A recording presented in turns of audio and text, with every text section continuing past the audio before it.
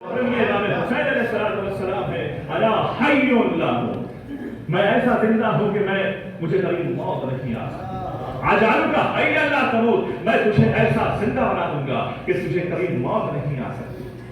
حسین سے بڑھ کر کسی نے عبادت کا حق ادا کیا، علی سے بڑھ کر کسی نے عبادت کا حق ادا کر دیا، تو عزیزان محترم بات ہو رہی ہے کس کی؟ راہ خدا میں خرچ کرنے کی۔ ينفقون لن تنالوا البر حتى تنفقوا مما تحبون، کہا کہ تم راہ خدا میں اس چیز کو خرچ کرو جسے تم چاہتے ہو۔ 10 روپے کے پھٹے نوٹ کو نہیں دینا ہے، نہیں توجہ فرمایا، سڑا ہوا اترا ہوا کھانا غریب کو نہیں دینا ہے، اب جو کھانا آپ نے بنایا ہے اس میں سے ایک حصہ غریب کو دے دو۔ جس طرح سے تم کھا رہے ہو، جس طرح سے ہمارا پیٹ بھر رہا ہے، اس کا بھی پیٹ بھرے گا، اس کے لب و لہجے سے دعائیں جب نکلے گی تمہارے بچے پہ محفوظ پائیں گے۔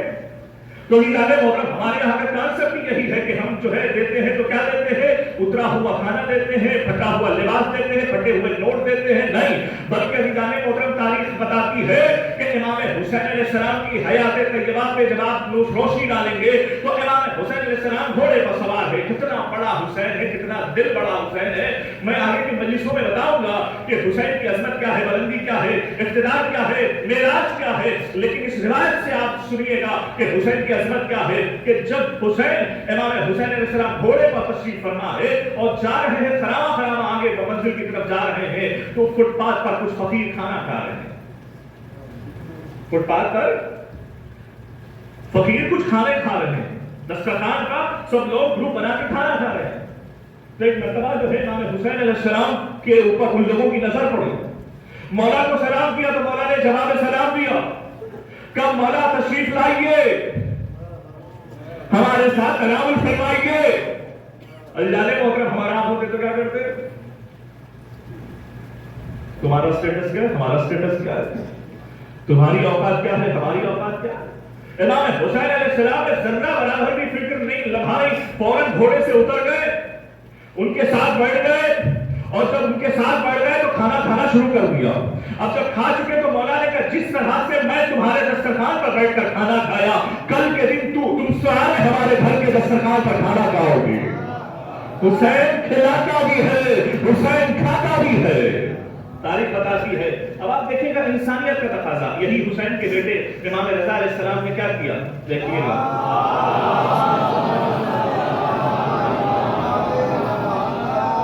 تاریخ بتاتی ہے کہ امام رضا علیہ السلام ولی ولایت عہدی کا وہ ظاہری طور پر امام رضا کا مجبوراً قبول کر لینا وہ پہلا نہیں تھا۔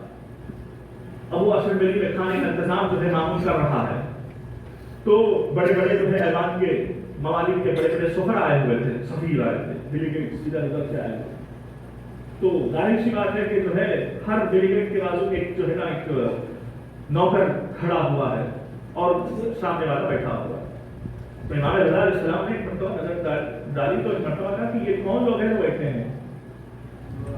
کہیں بولا یہ ہمارے مہمان ہیں، یہ ڈیلیگیٹس ہیں، یہ ہمارے سفیر ہے، یہ ہمارے نمائندے ہیں جو دوسرے ممالک میں ایمبیسڈر کا کام کرتے ہیں۔ اچھا تو یہ کون لوگ ہیں جو کھڑے ہوئے ہیں؟ کہ مولا یہ نوکر ہے، چاکر ہے، ان کی خدمت کے لیے ہم نے معمور کیا ہے۔ کہ امام رضا علیہ السلام فرماتے ہیں ان کا آدم اور ہے یا ان کا آدم اور ہے؟ علی تعالیٰ محترم یہی امام رضا نے کہا کہ کیا ان کا آدم اور ہے یا ان کے آدم اور ہے؟ کیا وہ آدم کی اولاد اور ہے یا ان کے آدم کی اولاد اور ہے؟ ارے امام رضا علیہ السلام نے جملہ کہہ دیا، سارے ایک آدم کی اولاد ہے، سارے ایک آدم کی اولاد ہے۔ جو کھڑے ہوئے جب تک تم دوسروں کے ساتھ نہیں بیٹھو گے میں ایک نرالا بھی نوچ نہیں کروں گا۔ امام نے درس انسانیت پیش کر رہے ہیں کہ وہ انسانیت کیسے کہتے ہیں۔ کھانے کے مسئلے میں آگے پیچھے نہیں دیکھنا چاہیے، کھانے کے مسئلے میں اسٹیٹس نہیں دیکھنا چاہیے، اسے بھی پیٹ ہے ہمیں بھی پیٹ ہے، اسے بھی بھوک لگتی ہے ہمیں بھی بھوک لگتی ہے۔ تو ایسے موقع پر ہم ادھر ادھر کی باتیں کرنے لگے تو خدا کو بہت برا لگتا ہے۔ تو عزیزان محترم جب امام رضا علیہ السلام کی بات آ گئی تو ایک روایت میں سناؤں، میں ہمارے خاص مہمان خاص جو ہے نا میزبان جو ہے نا شوکت صاحب کو بھی صبح سنایا تھا۔ دیکھیے گا مجلسوں میں ایک ایسا ہوتا ہے جہاں بہت زیادہ مجمع ہوتا ہے، بزرگ جو ہے تبرک لے نہیں سکتے، ہوتا ہے کہ نہیں ہوتا ہے؟ نفسیاتی جملہ میں پیش کر رہا ہوں، जवान ले लेते हैं तवल्लुद और बुजुर्ग नहीं ले पाते, और बुजुर्ग बैठे ही रह जाते हैं, और बाज़ औक़ात ये है कि तवल्लुद की तक़सीम करना बंद हो जाता है और खत्म ही हो जाता है। यही वाक़या इंसानों का है, लेकिन अगर यही वाक़या शेरों में आया तो क्या किया जाए? सुनिएगा, हुज्जत खुदा किसे कहते हैं, इमाम रज़ा किसे कहते हैं। मामून दरबार में है,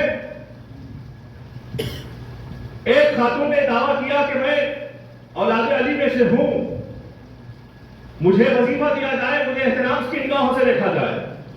मामून ने कहा इस मसले का हल तो मैं भी नहीं कर सकता। मामून खुद जानता है कि मैं गाज़िबान खिलाफत हूं, ये खिलाफत का हक मेरा नहीं है, इमाम रज़ा का है। कहा जो हकीकी वाली से उन्हें बुलाया जाए। अच्छा, इमाम रज़ा को बुलाया गया, कहा मौला ये बातें कर रही है, आप फैसला सुनाइए। अच्छा, इमाम रज़ा ने फरमाया कि जो हम में से होगा, जो हमारा हम में से होगा, जानवरों के लिए हमारा गोश्त हराम होगा।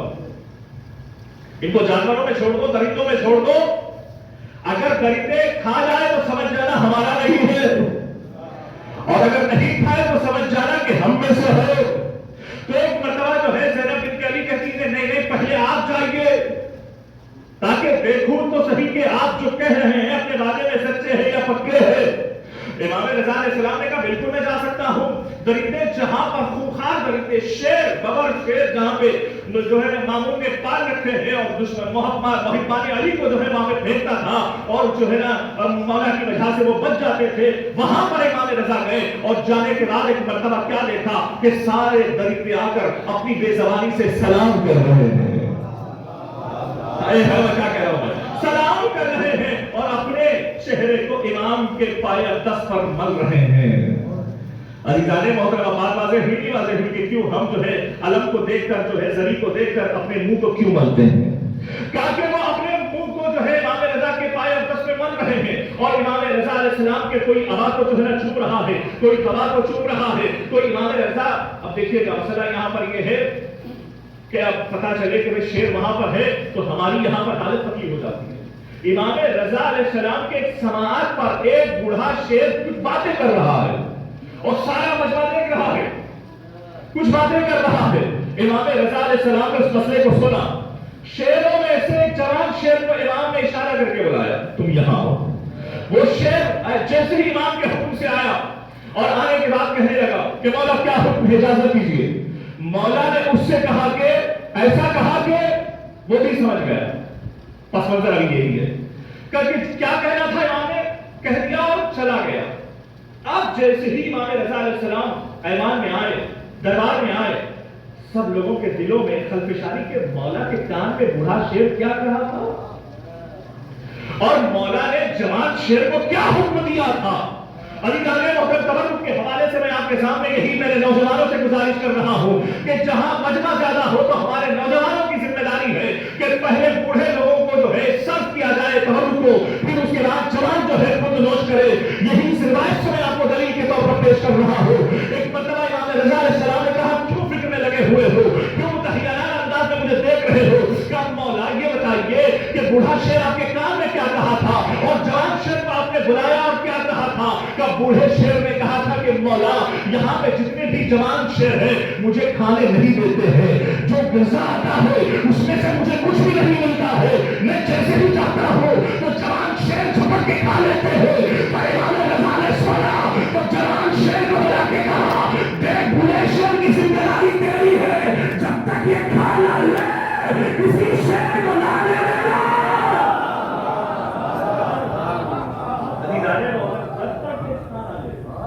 जब तक, क्योंकि ये हुज्जत खुदा है। जब बात यहां तक आ गई तो मैं दो रिवायतें सुनाकर मैं मसाइल की तरफ आना चाहूंगा। एक रिवायत इमाम अली अलैहिस्सलाम से मुताल्लिक और एक रिवायत इमाम हुसैन अलैहिस्सलाम से मुताल्लिक, ताकि अंजाने मोहतरम इंशाअल्लाह आगे की मजलिसों में भी आपको आपकी खिदमत कर सकूं और नौकरी फातिमा ज़हरा की कर सकूं। ताकि मुझे ये बताइएगा कि एक इंसान है, मैं रहने वाला आगरा का हूं, वहां जुर्म करके यहां आकर छुप जाए, वहां मैंने गलती की, वहां जुर्म किया है, तो ऐसे कानून हैं दुनिया में कि भाई पुलिस वहां की ढूंढती रहती है, इंटेलिजेंस, सीआईडी کہ وہ ایک مجرم کہاں چھپا ہے سول ڈریس میں ڈھونڈ رہی ہے. اچھا یہاں انڈیا میں جرم کروں اور دبئی میں جا کے بیٹھ جاؤں تو کیا کوئی پکڑ سکتا ہے؟ نہیں نا, کیونکہ ملک الگ ہو گیا. یہاں پہ اسٹیٹ الگ ہوا, وہاں پہ ملک الگ ہو گیا. تو اب جیسے میں دبئی چلا جاؤں گا تو دبئی والوں کی ذمہ داری ہے کہ وہ میری حفاظت کرے, چونکہ میں ٹیکس دیتا ہوں, چونکہ میں آپ ان کو جو ہے نا جو بھی دینا چاہیے وہ میں دیتا ہوں.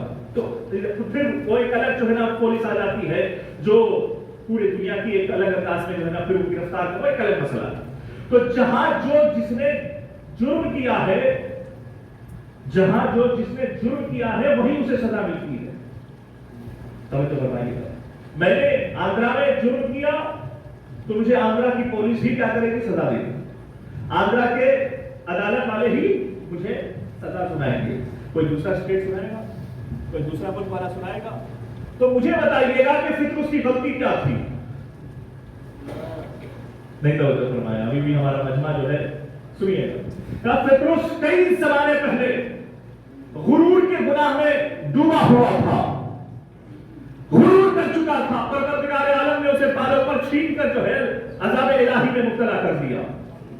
علی تعالیٰ محترم مجرم کس کا تھا؟ خدا کا تھا. گناہ کیا تھا کہ میں غرور کر رہا ہوں, میں مجھ جیسا کوئی نہیں ہے. علی تعالیٰ محترم یہی سے پیغام دینا چاہتا ہوں کہ ہمارے نوجوانوں اور ہمارے بھائیوں سے کہ غرور نہ کرو کہ میں عزادار ہوں. یہ لفظوں میں توجہ فرمائے, عزادار ہوں یہ غرور ہے. میں ذاکر ہوں یہ غرور ہے.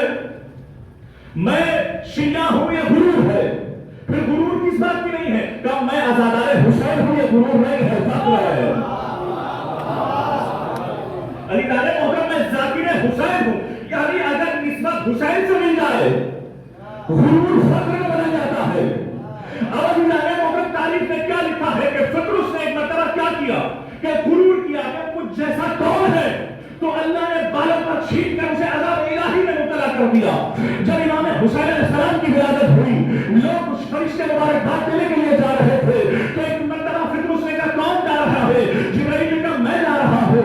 کیا ہوا؟ کہا کہ رسول کا جنازہ حسین آیا ہے. ارے فطرس جانتا ہے کہ صرف کائنات میں اگر کوئی مجھے بخشوائے گا تو وہ حسین ہی ہے. اور فرمائیے کہ کائنات میں اگر کوئی مجھے معاف کرے گا تو حسین ہی ہے. اور ایک مرتبہ حسین کی بارگاہ میں لایا گیا. اب جب حسین کی بارگاہ میں لایا گیا تو رسول نے کہا کہ ہمارے سے مس کر دو, اس کے بالوں پر واپس آ جائیں گے. ارے کہ ہمارے سے مس کرنا تھا, بالوں پر آنا تھا. پھر وہی حضور کرنے لگا, لیکن حضور میں ذرا سی چینجنگ کرنے لگا. من نسلی علامتی کل حسین, مجھ جیسا کون ہے؟ میں حسین کا آزاد کرتا ہوں. ستارے محرم مجھ جیسا کون ہے؟ میں حسین کا آزاد کرتا ہوں. علی داغ محرم بات آسمان کی تھی,